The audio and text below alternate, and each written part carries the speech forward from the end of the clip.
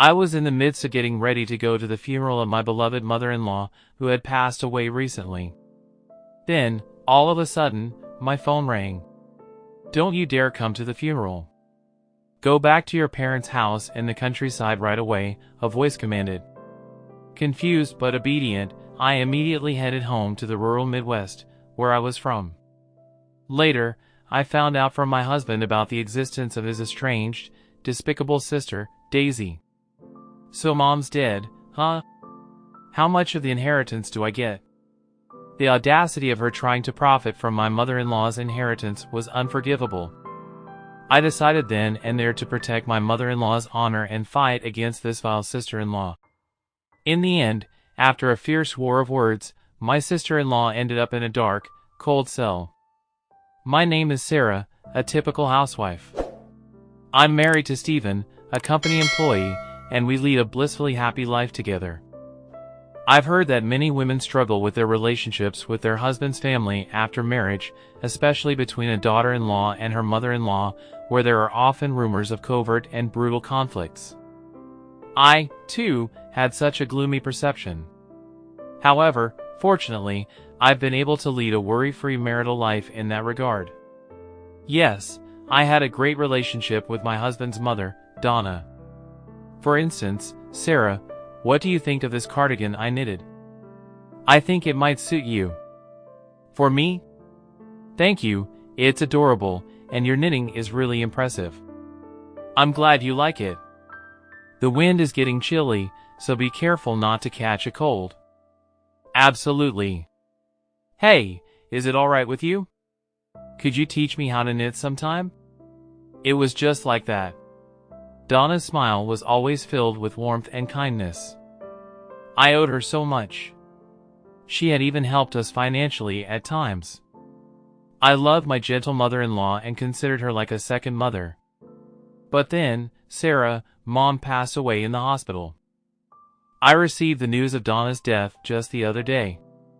I was shocked by her passing, and for a while, I could hardly eat anything. But I guess that's reality, and I have to accept it. Come to think of it, Donna had been diagnosed with terminal cancer a few years ago and had been undergoing chemotherapy treatments ever since.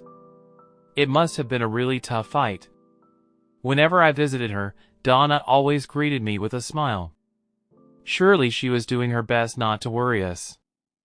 I couldn't stand around just crying for her. I decided to send her off with a smile. With that in mind, I was getting ready to attend my mother-in-law's funeral, which was to be held at my husband's family home. Then, all of a sudden, my husband's frantic voice echoed from the phone. "Wait, what? You want me to go back to my parents' house? Why are you in such a panic?" "Sorry, we had a bit of a problem at the venue." "I'll explain everything once we meet up," he replied. Naturally, I was confused by my husband's words. What on earth was he talking about when he said problem? And I had never seen him so flustered before. "All right, calm down. I'll do as you said and head to my parents' house. Take a cab, I'll be right there." With that, he hung up. Truth be told, my mind was filled with question marks, but if Stephen said so, there must have been a good reason. So, I changed my plans to go from my husband's family home to my parents' house. Under significant pressure, "Sarah, what's going on? Today's Donna's funeral, isn't it?" "Well, come in first, we'll talk inside," they said as I entered. They were just as puzzled as I was a moment ago. However, without my husband's arrival, there was no way to elaborate.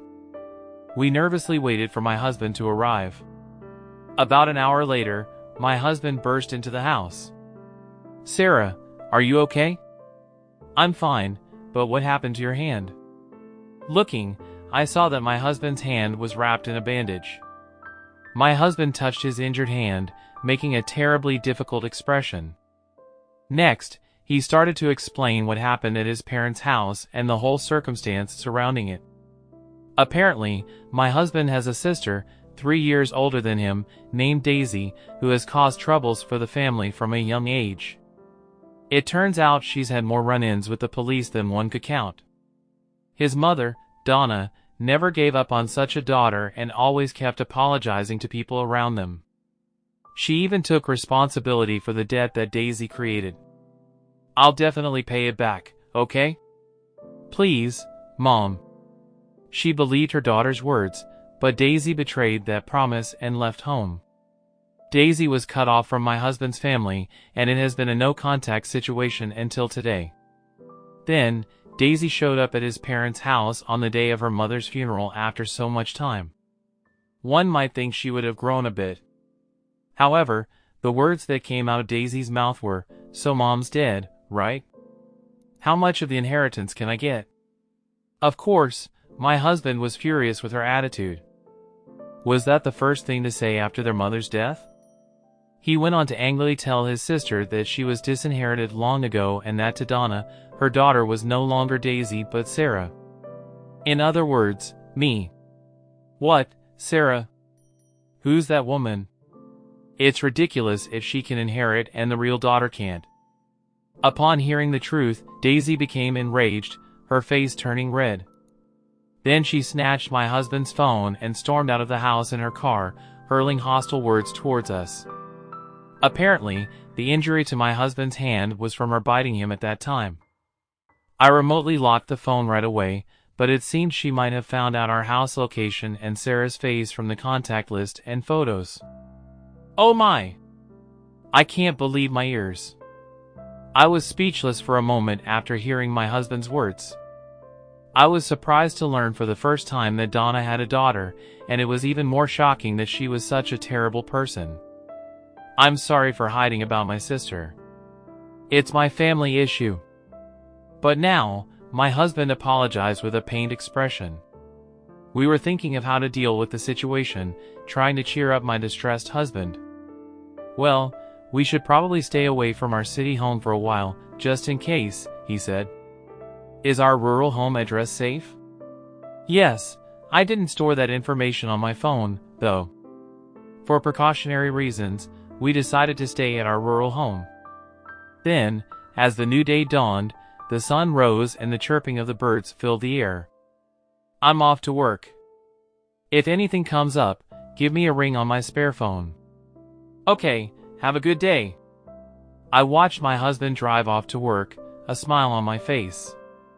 But inside, I was a whirlwind of anxiety. What if my sister-in-law showed up? What if she attacked me? These worries tormented me constantly. Whenever I closed my eyes, I saw Daisy's raging face at my husband's family home. But to my surprise, life at our rural home was peaceful. Day after day passed without incident, and time flowed tranquilly. The anxieties and tension that had bothered me were gradually subsiding, now barely a flicker. If only this issue with my sister-in-law could simply disappear. I started to think optimistically. That's when the situation changed. Excuse me, are the couple Stephen and Sarah at home? That day, a police officer from the local precinct came to our house. What's this about? I hesitantly asked, filled with a dreadful premonition. And it turned out to be spot on.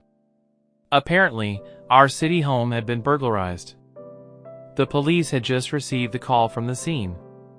I contacted my husband to tell him what happened, and we rushed back to our home together. When we arrived, sure enough, the house had been ransacked, every drawer open as if a storm had swept through. Is there anything missing? The officer asks. Well, let's see, urged on. We checked the inside of our house under the supervision of a police officer. Our bank books and other valuables seemed safe for now. However, a few $100s that should have been in our dresser were gone. By the way, according to a neighborhood investigation, a suspicious woman had been spotted around here several times over the past few days. This woman was reportedly shouting in front of our house, yelling things like, "Come out and pay me back, Stephen." Could that be? I'm pretty sure. I bet 90% sure that it's Daisy. My husband nodded while looking at me. We explained the recent issue with my sister-in-law to the police, the matter of the disruptive funeral, the stolen smartphone, and my husband's injured hand. The police responded rather smoothly. It was probably because we had previously reported the smartphone incident to them. Afterward, we had to give a more detailed account at the police station and didn't get back to our rural home until it started to get dark. The burglar was caught soon afterward. As expected, the culprit was Daisy, my sister-in-law. According to the police, she was audacious enough to stay in a hotel near the crime scene after the burglary. She was supposedly taken into custody while nonchalantly receiving a massage from room service. Of course, she paid for all of this with the money she stole from our house. Even though she admitted to the crime, she denied the burglary. Although I didn't understand the details, it seemed that when the crime involved family, things weren't so straightforward. Anyway, we were called back to the police station again. Guided by the officer in charge, we were led into the room, and there sat a brunette woman, slouching in her chair. Suddenly, she blurted out indignantly, "Stephen, how could you do something like this to your own family? It's unbelievable." Daisy showed no remorse at all. In fact, she didn't even seem to think she had done anything wrong. She probably acted like this during the police interrogation too. According to her, she didn't enter the house with the intent to burglarize it. She claimed she had come to discuss inheritance matters, but since we were always away, she had no choice but to break the window and enter. Even the money she stole was only necessary for her to stay in a nearby location, so she said. In other words, it was all our fault. What a short-sighted and selfish way of thinking. To think that such a dangerous person harbored resentment against me. If I had bumped into her while I was alone, who knows what could have happened. The thought alone made me shudder. Meanwhile, my husband Stephen and my sister-in-law were engaged in a heated argument. "You've got some nerve showing up after all these years and pretending to be a part of the family. Give me back my phone, will you?" Fine, I'll give it back. You locked it right away, so I couldn't even use it properly. Just like you, huh? Besides, family is family, isn't it? Both Mom and I cut ties with you a long time ago. That means you have no business with her inheritance. All about that, leaving all her money to a stranger's daughter instead of her own? Was the old hag out of her mind or what? Please stop saying such disgraceful things. Before I knew it, I found myself shouting. I couldn't stand her disrespecting Donna. But Daisy shot back, glaring at me and sounding quite annoyed. You're that Christian woman, right? The one who stole the inheritance that was supposed to be mine? No, I didn't steal anything. I mean, what do you mean by that? Daisy started bearing down on me. I hate to admit it, but her intense stare had me frightened. I lost the words I was about to say. Daisy seemed to see right through me, starting and began to laugh, looking as if she had just won a victory. At that moment, the police officer sitting with us coughed lightly and stepped in. Let's all calm down, folks. It seems there's a lot going on, so why don't you have a family discussion first? He must have decided it was a family matter from our exchange. We can discuss the matter of the charges and everything else later, he said, bringing the situation under control. Later on, we set up a formal discussion at our in-laws' home in a living room covered with carpets. Donna's relatives gathered around a large table. In the midst of this tense atmosphere, it was Daisy who spoke first. If you give me my share of the inheritance, all the past rudeness will slide. You should be grateful to generous me. Daisy was still as arrogant as ever. While it was to be expected, there was no way someone who hadn't changed in over a decade would change in just a few days. Every time she opened her mouth, she kept insisting, give me the inheritance, drop the charges. Of course, we had no intention of meeting her demands. We've said it over and over, you are disinherited, so you can't receive any of Mom's inheritance. Well then, why don't you guys give me some money after you receive the inheritance? There's no way that absurd idea is going to fly, my husband said, visibly frustrated. I calmed my husband and then turned to her, doing my best to remain level-headed. Daisy, did you read all of Donna's will? There was a section about you too. I'm only interested in the part about the inheritance. The rest is probably just her grievances against me. No, Donna was concerned about you. She was filled with regret. Well, then she should have given me the inheritance even more so. With that, Daisy scoffed in annoyance. My blood was boiling, yet I felt overwhelmingly sad. She saw her own mother, Donna, as nothing more than a convenient tool. Donna didn't give you any money because she knew she couldn't change you with it, I said, without waiting for her response. I can't let a despicable person like you have even a cent of Donna's money. You're telling me? You've got some nerve, considering you're not even blood related. I don't want to hear that from someone who dismissed their own blood ties. Facing my words, Daisy faltered for a moment, then her eyes narrowed sharply, glaring at me. It's an ugly, terrifying look, but this time I couldn't look away. There's nothing more to discuss. Please leave now, I said, locking eyes with the intimidating Daisy.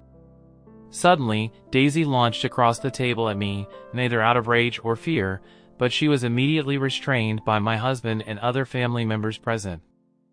10 minutes later, she was forcefully escorted out by the police, who arrived at the scene.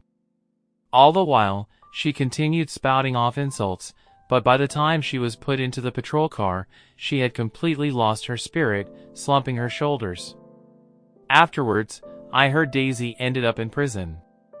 Our report of the incident had been officially accepted. Apparently, Daisy had a large amount of debt from loan sharks. It seemed that her obsession with Donna's inheritance was due to this hidden circumstance. Regardless, she is expected to lead a miserable life, never to see the light of day again. She just doesn't understand a parent's love. She made her bed, now she has to lie in it. We were reflecting on the recent events in our home, which was finally neat and tidy again after a long time. As my husband offered incense in front of my mother-in-law's portrait, he said, "I was surprised, Sarah, to see you argue so bravely." Well, that's because I read Mother-in-Law's Will again. The truth is, I had read my mother-in-law's will again the day before talking with my sister-in-law. I had really had the time to thoroughly go through it before. The will was filled with Donna's passionate feelings, almost like a letter.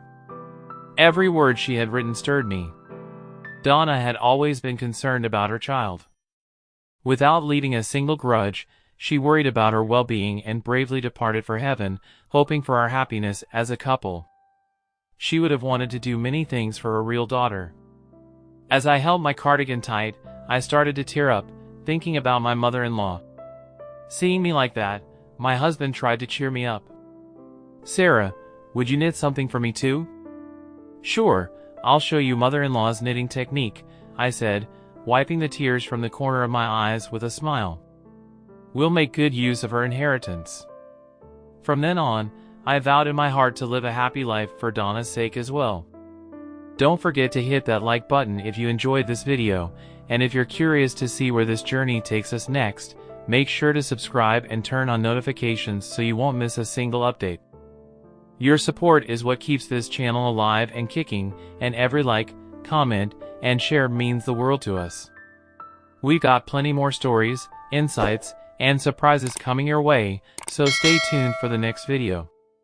Thanks for watching, and I'll see you in the next one.